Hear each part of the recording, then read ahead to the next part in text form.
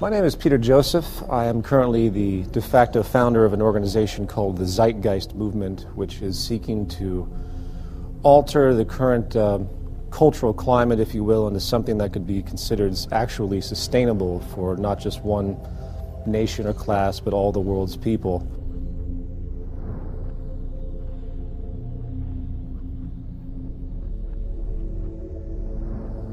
We live in a paradigm now where we have society operating on the idea that we can grow infinitely. Therefore, we keep buying and consuming regardless of how many resources we have. This creates a collision course with nature, which the world is figuring out right about now on many levels, that the Earth is essentially a closed system. It took billions of years to create the minerals we have. It took many, many hundreds of millions of years to create the fossil fuels which govern everything we have. And amazingly enough, we've created this system where we're using all of our resources to create the economic growth required to sustain employment and everything else. And simultaneously, we're diminishing our resources at a near exponential rate, it seems, as population continues to grow. And no one seems to understand that it's an absolute clash, and that eventually we're going to run out of pivotal resources, and eventually you're going to see things, I don't know, like the human population start to dwindle down.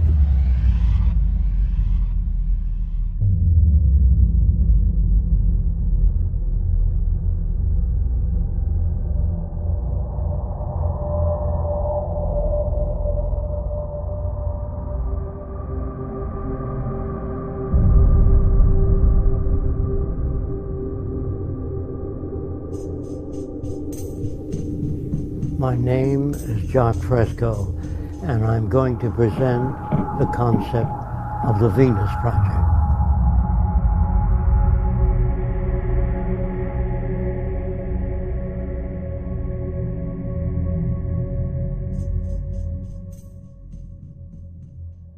If you don't want war, if you don't want poverty, hunger, unemployment, you have to declare all the Earth's resources as the common heritage of all the world's people.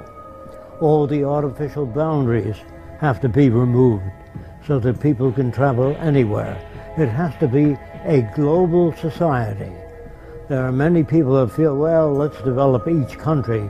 You can't do that, because if the Russians do experiments with nuclear materials and the Chinese, that air goes all over the world. So it's very hard to work independently.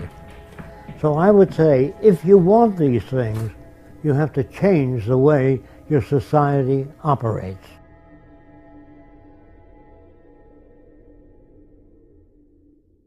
We believe here at the Venus Project, we are not civilized yet. As long as you have armies, navies, prisons, police, we are not civilized. No nation is civilized. Being civilized is an ongoing process. The more we learn, the more we know about the environment and human relations, the more we're able to deal with the problems. If we fail to do that, we won't be able to solve problems.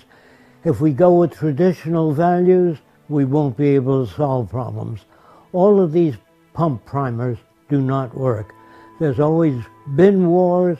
The wars have continued to get worse, even though the universities today have the most sophisticated equipment in the science labs, the architectural labs, all the labs, and the wars are getting worse. The explosives are getting worse. Since the atom bomb, the explosive power is much worse. So there's something definitely wrong with all cultures. When I say wrong, I mean that the system doesn't work. Now, to talk about a system that does work is a little foreign to our habits of thought, so I'm going to try to explain how we make decisions. Actually, we don't make decisions, we arrive at them. The only way a real society can operate, period, is in a steady state economy, meaning you don't have the mechanism of constantly needing to do anything other than being sustainable in your everyday living and having society recognize the attributes of sustainability rich are required. That's the value system orientation needed to create a stable society. As a brief extension of this, we live in a materialistic culture. We live in a culture that's predicated on inferiority and people thinking that they need more and more and more because of many reasons, because of someone else having more, status-oriented issues, so on and so forth.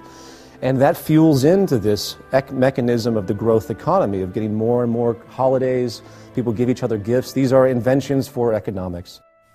As long as we use money and the bottom line is profit, then those who control the money are able to make the laws in their favor. And that means that they really don't care about people. They care about wealth, property, and power when that is the main incentive. So when we use a monetary system, there is no justice within this system. There's no making this system equitable. What we need is an entirely new system that we call a resource-based economy.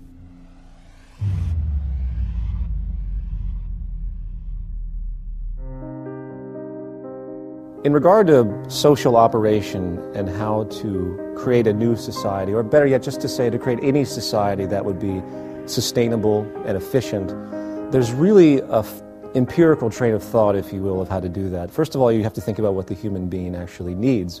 We require resources at the bare minimum. We require food, water, etc., as we all know. Therefore, resources become the most paramount subject. Resources, in fact, should be the foundation of any economic structure. So what do you do if you consider that the Earth is a closed, finite system? First thing you have to do is do a survey of the Earth's resources and the carrying capacity of the environment. If you produce a population far in excess of the carrying capacity of the environment, you're going to have trouble. You're going to have malnutrition and all the problems that go with it. So first we have to find out what can each successive environment carry and maintain a population in accordance with the carrying capacity of the Earth, not what I like or somebody else likes or some politician's notions. It has to be based upon the carrying capacity of the Earth.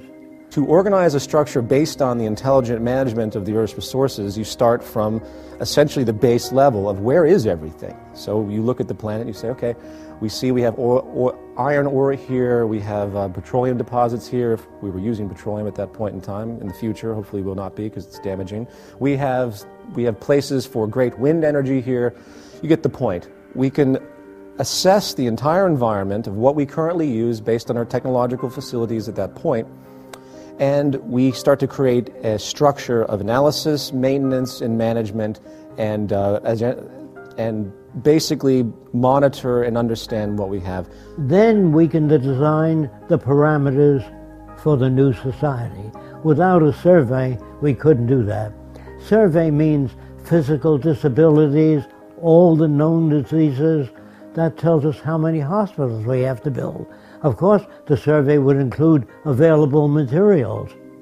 Otherwise, if you just sit down and turn out a hospital or turn out a social plan, not based on what you have, not based on what Fresco believes, only statistical evidence.